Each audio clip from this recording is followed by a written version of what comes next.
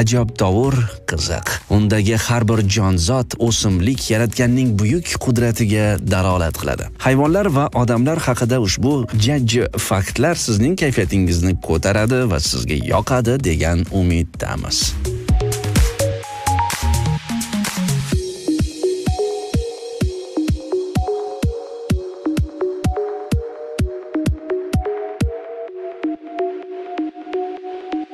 Har bir delfinning o'z ismi bo'ladi. Shuningdek, ularning har biri takrorlanmas ovozga egadir.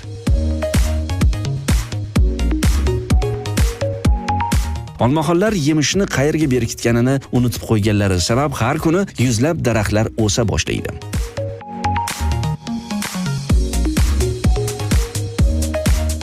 Quchoqlashganda organizm serotonin va oksitotsin moddalarini ishlab chiqaradi. Buning natijasida kayfiyat ko'tariladi va ruhiy tushkunlikning oldi olinadi. Shuning uchun yaqinlaringizni ko'proq bag'ringizga bosib turing.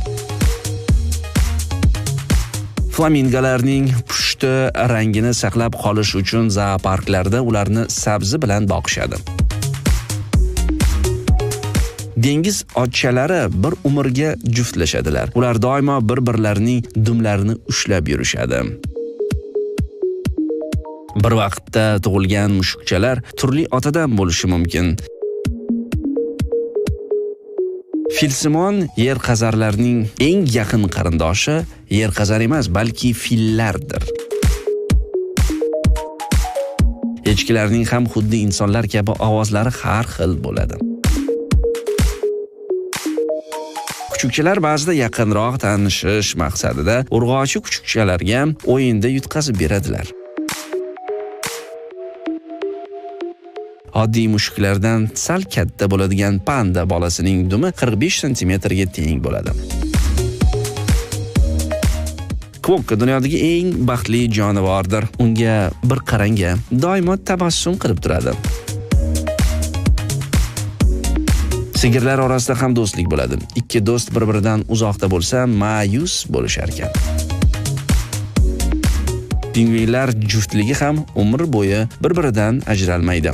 Norvegiyada bir pingvinga ritsarlik unvonini berishgan. Qunduzlar oqim turli tomonlarga oqizib ketmasligi uchun bir-birlarining qo'llaridan ushlab uxlaydilar. Qanday ahillik!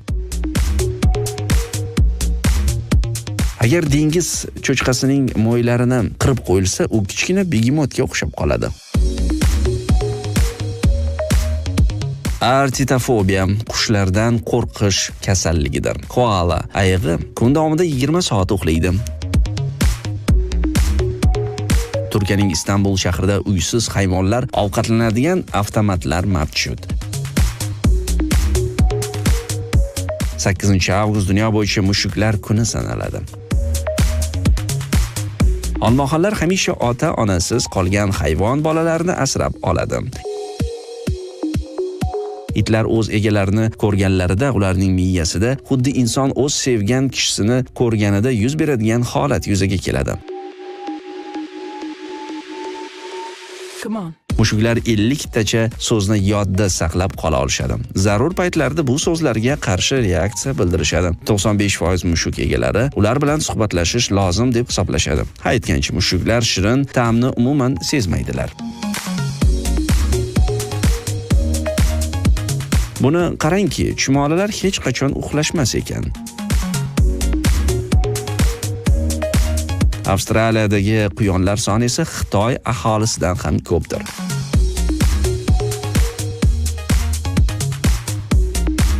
Asalarilar o'z nishlari bilan hammaga ma'lum, ammo buni qarangki, ularning nishlari mazasidan faqatgina odamlar bahramand bo'lmas ekanlar. O'z uyasini tashqi ta'sirlardan mudofaa etish uchun asalarilar gvardiyasi kiraverishda turadi va kirayotgan asalarilarni hidlab tekshiradi.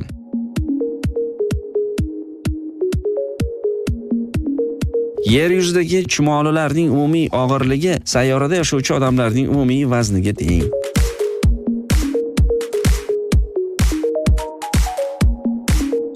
koalalarning barmoq izlari bor. Shimpanze va gorillalarda odamlarnikidagi kabi barmoq izlari mavjud ekan. Xuddi shunday koalalarda ham. Aslida koalalarning barmoq izlari odamnikiga ko'proq o'xshaydi. Hatto jinoyat sodir bo'lgan joyda tekshiruv ishlari olib borilayotganda ham bu ancha tushunmovchiliklarni keltirib chiqaradi. Ammo shu kunga qadar koalalarning qilg'iliklari tufayli ba'zan insonlar ayblanib kelingan bo'lsa, endi biz bor haqiqatni bilib oldik.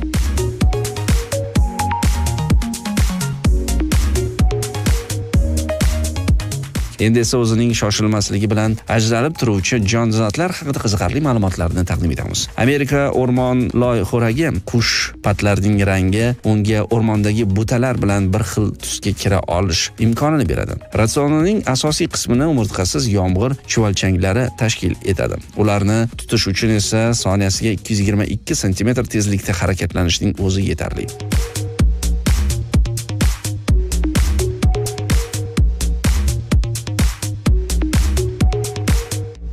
Dengiz sigiri hozirgi kunda yo'qolib borayotgan yirik hayvonlardan biri hisoblanadi. Moddalarining uzunligi 4-5 metr bo'lib, og'irligi esa tonnagacha yetishi mumkin. Ular faqatgina suv bo'ylarida o'suvchi dengiz suvotlari bilan oziqlanadi.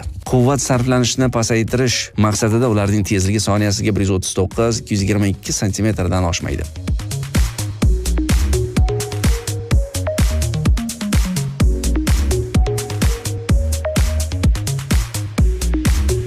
Odatda sekin harakat qiluvchi odamlar o'xshatiluvchi hayvon toshbaqa eng shoshilmas hayvonlar ro'yxatida bor yo'g'i 5-o'rinni egallaydi. Og'irligi o'rtacha 300 kg, uzunligi 1,3 metr bo'lgan ulkan toshbaqalar hech qayerga shoshilmaydilar. Ular soniyasiga 76 sm tezlik bilan harakatlanishadi.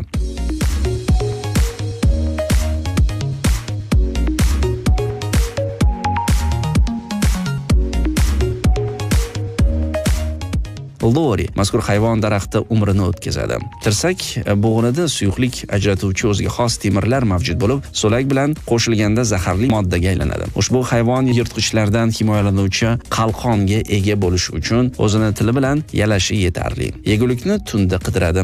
Shovqin solmaslik uchun juda ehtiyotkorlik bilan 1 soniyada 55,5 sm tezlikda harakatlanadi.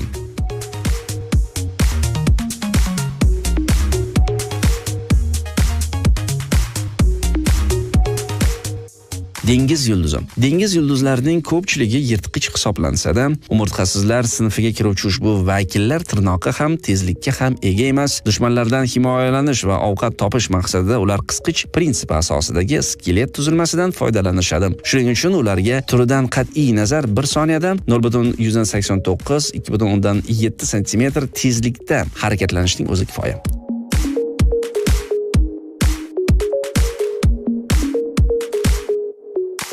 Ushbu jonivorlardan ham sekin harakatlanadigan jonivorlar bu shilliqurt va dengiz otchalari ekan. Qiziqarli faktlarni taqdim etishda davom etamiz. Yer sharidagi jonivorlar orasida eng yuragi katta va eng yuqori qon bosimiga ega jonivor bu jirafa.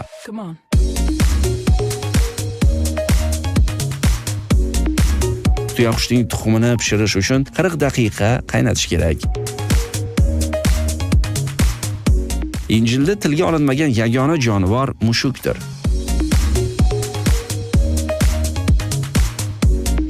Qadimgi Misrda dalalarning asosiy zarar kunandalari chigirtka yoki qo'ng'izlar emas, begemotlar hisoblangan.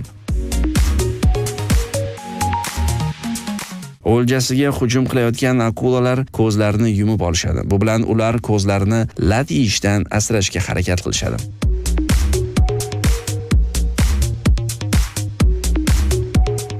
Dunyodagi eng ko'p elektr tokini ishlab chiqaradigan hayvonlar tropik dengizlarda uchraydigan kichikroq skatlar bo'lib, 70 vatt kuchlanishli elektr zaryadi hosil qiladigan a'zosi bor.